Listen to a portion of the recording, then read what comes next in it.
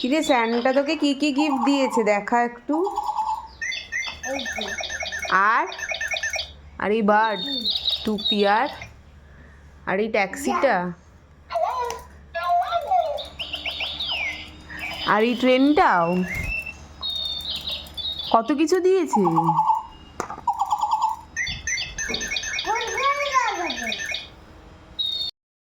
Good morning everyone, সবাইকে merry Christmas বলো। হ্যাঁ, তো আজ হলো 25শে ডিসেম্বর বুধবার। ঘড়িতে এখন বাজে 11:20 মতো। ছেলের শরীরটা একটু খারাপ হয়েছে, মানে ডাইজেশনের খুব প্রবলেম হচ্ছে, কিছু খাবার হজম হচ্ছে না।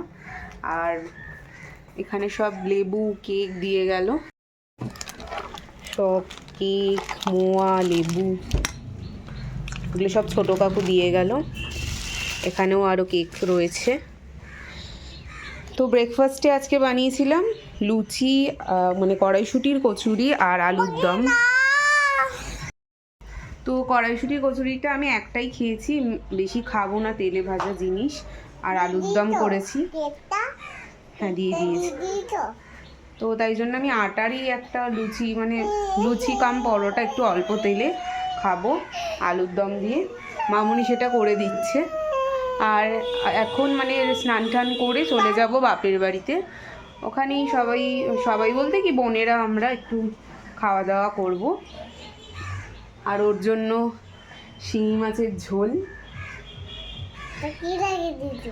ছাতু, কারণ ওর পেটটা একটুখানি প্রবলেম হচ্ছে ডাইজেশনে, তাই জন্য হালকা পাতলাই ও কিছু খাবে। তো বাবাকে বলেছি যে শিঙি মাছ নিয়ে আসতে, বাবা হয়তো এতক্ষণে নিয়েও চলে এসছে। তো চলো তাড়াতাড়ি করে রেডি হয়ে নিই, ফ্রেশ হতে হবে, স্নান করতে হবে। ব্রেকফাস্ট আজকে বললাম যে আমি আটা দিয়ে খেয়েছি।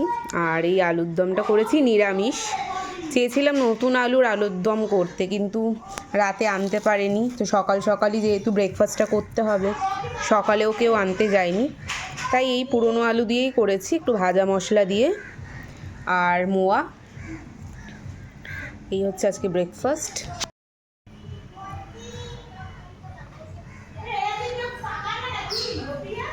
তো ক্রিসমাস বলে একটুখানি জাস্ট সাজিয়েছিলাম আমার ড্রেসিং টেবিলের কর্নারটা, একটা ছোট্ট ট্রি আর এরকম একটু লাইট দিয়ে সাজিয়েছিলাম।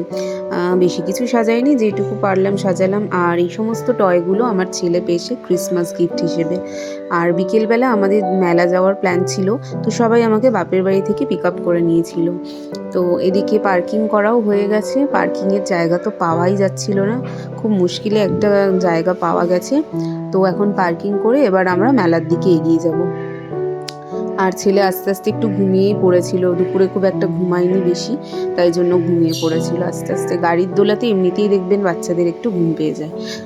আর চলে এলাম এবার মেলাতে। মেলার সামনেটা ঠিক এরকমভাবে সাজিয়েছিল। তো মেলায় যেতে কিন্তু আমার বেশ ভালো লাগে, কিন্তু সময়ের অভাবে না এখন আর মেলা চারিদিকে বসলেও যাওয়া আর হয়ে ওঠে না। কিন্তু এই 25শে ডিসেম্বরের দিনটা একটা ছুটির দিন ছিল, তাই জন্য এই দিনটা যদি মিস করে যেতাম আর যাওয়া হতো না। মেলায় যাওয়ার কথা এলেই মনে পড়ে যে ছোটোবেলায় মেলায় যাওয়ার জন্য বাবার কাছে কত বায়না করতাম। আর এখন আমি আমার ছেলেকে নিয়ে মেলায় এসেছি। তো মেলায় প্রচুর স্টল তো বসেছিল, তার মধ্যে এই স্টলটা কিন্তু সবার চেয়ে বেশি আকর্ষণীয় আমার কাছে লেগেছে।